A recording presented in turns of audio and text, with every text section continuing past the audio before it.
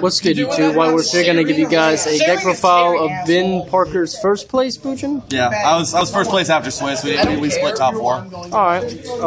How'd you do? Or like anything you want to say before we get in? I mean, it's a pretty standard build. I've got a couple of surprises in there, a couple of things that you might look at and be like, "What the hell is that?" Some of the things, like in the side deck, I didn't even use, and I'll pretty much go over that as much as possible. It's just a very, very pretty deck. Yep. All right, let's go ahead and get into it. We got triple Yamato, obviously like the backbone of the deck. Summon, set protection, put something in the graveyard, and he just sits there. It's the one-man army deck. Okay. Boring. Double Mikazuchi. If Yamato somehow does go down and you have him in hand, you can special summon him. It keeps cards like Kaiser Coliseum live. It keeps you having a field presence, because obviously this is a deck that you never really have more than like 2 monsters on the field. Okay. Triple Crane. Obviously. Be honest with the deck. Discard it, double the attack. Lets you get over just about anything. Double Hair. Broken. Banish it. Yeah. Broken. Banish it. Target a Bujin, Beast Warrior, and it can't die in battle or by card effects once during the turn. Works just like a Star Spark Dragon. I mean, like I said, it's a very standard build. Double Bujin Turtles, protects from carding effects. 1 Quillin, destroys any face-up card on the field. 1 Brotherhood of the Fire Fist Bear. Just in case you need it. Yeah. And they get rid of Tinkies. Yeah, it helps me. I mean, I shoot off Tenkies. It's great because against like Yugioh, you can hit their face-down armors and not let them flip. If I know I'm playing against Yugioh, I mean, I'll Tenki out that first thing and get rid of their armor. 1 Honest, because what's better than playing 3 Honest, playing 4 Honests. Double Effect Veiler. I don't really like Fiendish Chain because it's typhoonable. That one kind of just comes out of nowhere. Yeah. They kind of have an idea you have it, but they don't really know. Triple Pod Duality adds even more consistent. This is probably one of the most consistent decks with searching, adding, etc. Unless you just dig through your deck. I don't like Upstart Goblin. The problem is that Bujins put out, on average, a direct attack is going to deal like 1,800 damage. If I have to go over something, I'm going to deal maybe 1,000 if I'm lucky. I don't like upstarts because I don't like giving my opponents life points for that exact reason, because I don't deal that much damage. I'm not Yugioh, I'm not Dark World, I can't put out 6,000 plus damage in 1 turn. Yeah. 3 Fire Formation Tenkies. I'm a rarity whore, I'm going to admit it. Yeah. There's no problem with that at all. Obviously, it's another search. I mean, it's the same premise basically as the Upstart Goblins. You know, what's better than running 37 cards? Running 31. Yeah. And then Yamato makes the deck even smaller because it just in-phase searches every turn. Triple MSTs, hit that 1 back row and hit the field, drop a Bujin Carnation, drop a monster, do something. Take away Light and Pristine Mirror, Fiendish Chain, double Kaiser Coliseum. Every deck really needs 2 monsters on the field to go off, with the exception of Bujin's. Bujin's the only one that can basically sit on 1 monster an entire game. That limits your opponent's abilities. Like I said, that's why you have the Mikazuchi. It comes in and keeps that live. Double Forbidden Lance, obviously protect against effects. Use against your opponent in battle to make their monster weaker. Self-explanatory. Double Bujin Carnation. At one point, I was running 1 of this and 1 Bujin Sword. I felt the sword just wasn't that good anymore.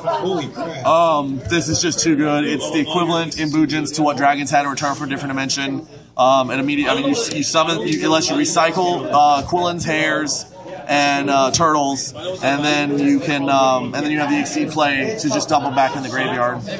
1 Dark Hole, 1 Book of Moon, self-explanatory. Double Mirror Force, again, just protection, same thing. Double Deprison. I expected with the release of the Gold Series that people will be running Beazle. I did end up deprisoning a Beazle. Double Divine Wrath. Effects are everywhere. Bujins are... And it actually works good for, like, discarding Bujin cards. Exactly. I'll discard a Hair or a Quillin or a turtle in the graveyard, and then that way, and if I have a Mikazuchi, I can search for the Bujin Carnation in the in-phase. So does that negate anywhere, or is it it'll negate hand, deck, and graveyard. Or, sorry, not deck. Hand, field, and graveyard. Okay. I mean, actually, technically, we'll hit the deck. Like, if they tag out for a Glad Beast monster, we'll prevent them from summoning another one. One bombless, one warning. Again, just protection, protection, protection. All right, extra and side, whichever one you prefer first. We'll go with the side first. 1DD Crow. Mermails. It can work against Mermails, stops the title play.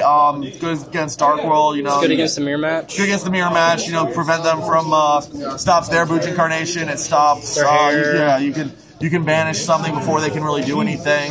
I sided in like once today. I think I drew it, but I don't think I used it.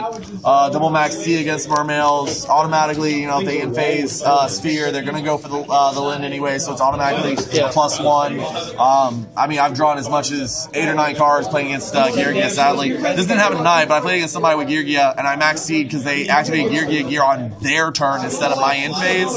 So I was able to draw so many cards, but I never drew a Veiler, and he just basically gamed me through it. One Trap Eater. That was something I just wanted to try out. Obviously, light imprising mirrors are everywhere. Imperial Iron Walls, Fiendish Chains, all that. They're everywhere. I wanted to try this out. I have something in the extra deck to combo with it. I drew it once, but the guy I was playing did not flip any continuous trap cards to make him live, so he just kind of sat in my hand. One Swords of Concealing Light, great in the mirror match, great against Noble Knights. I never drew it against the one Noble Knight player I had. I had it for both games 2 and 3, and I never saw it. Closed Forest, great against any deck that runs field spells. It hinders Dark Worlds. It really hinders spellbooks because obviously they can't +1 off Tower. And you destroy it, they can't immediately start plussing off of it because it puts that condition on the field. I tried this out at one time back home against Dark World. 1D Fissure. It's good against Mermails. It's good against Mermails. I figure most decks that I could run this against, regardless of the fact I can't discard anything to the graveyard, I can drop this, and most decks can't get over me. Even if I can't use my Crane or can't use my Honest, the monsters that they summon are not going to be big enough. If I use it against Mermails, their Pike and their Turds are not big enough to get over Yamato. One mistake, I left it in there from the last tournament I played. I didn't really get a chance to swap it out. One Black Horn of Heaven. Every time I had it, it pretty much got Typhoon. Sorry. What is it in there for? Almost anything. It's a Beazle Negator. It's I can take out an opponent's Synchro or a Seed. Stops the Black Rose in the Gear Game matchup. Stops almost anything. It stops their floodgate. It's an anti-floodgate card. One Shadow Imprisoning Mirror. Again, I have Dark Worlds back home. I didn't know what to expect tonight. I did play a zombie player. I never saw it. But if I did, it probably would have been even better. One DNA Surgery. Played the Noble Knight deck. He actually had a DNA Surgery of his own out. He flipped it. He called Warrior, so all my Bujin stuff was useless. I drew into mine, set it, flipped it. Called Beast Warrior, so my stuff was live again, and most of his Noble Knight equips fell off because they had to be on Warriors. 2 Cursed Sealed Forbidden Spellbooks. Didn't see any. One of my favorite cards, last card in the side deck, double copies of Full House. That card absolutely wins games. It has become one of my most favorite cards to play in this deck. It's so easy to use a spent 10 key and blow up your entire opponent's backfield. It's just so good. Extra deck? Extra deck. Of course, I always say that when it comes to Bujins, you basically sit there and summon 3 monsters on average. So that would be number 1. Yeah. That'd be number 2. And that'd be number 3. Susano is almost a game winner on its own. If you resolve it, you're gonna search, you're gonna bury, you're gonna do something to basically set up a game-winning play with it. It can attack over everything. I've summoned it against an opponent's field full of monsters and had the Honest in hand, attacked over the biggest thing, drop the Honest thing, go boom, boom, boom, boom, and just continuously run over their cards. One Diamond Direwolf, I used it against the Noble Knight player. I mean, a lot of stuff in the extra deck is extremely standard extra deck stuff, but I mean, realistically, the first 3 are what I summon. You don't really see much. Like I said, I used it against the Noble Knight player. That's when he flipped the DNA Surgery, calling Warrior, so my Diamond Darn was dead. Abyss Dweller, used it against the zombie player, keeping him from activating his Malicious. I went into an Omega to basically prevent protection. Yeah, protection. I got Fiendish Chain, so of course in the end phase it re-equipped. I was kind of like, whatever. Kagasuchi, I summoned it once today. It came in handy. Basically I put it out against the Yugioh deck, so I had like an almost unkillable monster sitting behind a Kaiser Coliseum. Still Swarm Roach. No one played Heretics today. I mean, there was the one guy playing 3.5 Access Fire Fist, but I didn't play him. One Maestro against Standard. One Constellar Ptolemy M7. For the Omega? Yeah, I can overlay the Omega once it's dead. One Starleaf's Paladynamo against Standard. Good. So good. One Black Ship of Corn. I still like it. You're always going to run into somebody. You know, Zen mains. So you'll occasionally see the Zen mains. Or the Lend. There's a lot. Probably go Abyss Dweller, though. One Silent Honor Arc. Oh my god. Yeah, I know. I got this at the YCS in my judge comp in Atlanta. I think in the entire time since that day, so February 2nd, I think I've summoned it a grand total of 4 times. It's not something I need to go into, but it's a great out to Beazle. Because there's really not a whole lot. I mean, I don't have a compulsory. It's the D prisons and that thing. One exciting night, I'd used it against the Yugioh player. I cleared out his entire field. He wasn't able to do anything, and it pretty much set me up the game. Now, I had the Trap Eater in the side deck. I said I want to try something out. So the last card in my extra deck is one copy of Beazle of the Diabolic Dragons. Again, the one time I sided in, I made a judgment call figuring somebody was going to have light mirrors or something.